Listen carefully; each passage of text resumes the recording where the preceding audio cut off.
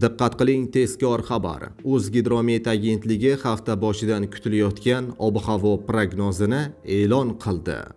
Barcha fuqarolar videoni o'tkazib yubormasdan xabardor bo'ling va yaqinlaringizga ham tezda jo'natib qo'ying. Assalomu alaykum, hurmatli tomoshabinlar. Eng so'nggi xabarlarni o'tkazib yubormaslik uchun hoziroq like tugmachasini bosib qo'yishni unutmang.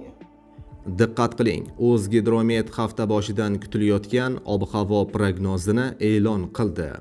Unga ko'ra, Qoraqalpog'iston Respublikasi va Xorazm viloyati, Buxoro va Navoiy viloyatlarida harorat kechasi 25-30 daraja, kunduz kunlari 40-45 daraja issiq bo'ladi.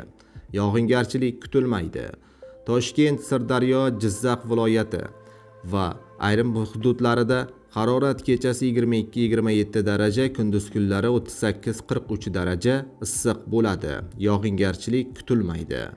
Qashqadaryo va Surxondaryo viloyatida yog'ingarchilik kutilmaydi. Harorat kunduzi 39-44 daraja issiq bo'ladi. Andijon, Namangan va Farg'ona viloyatida havo harorati kechasi 22-27 daraja, kunduz kunlari 35-40 daraja issiq bo'ladi.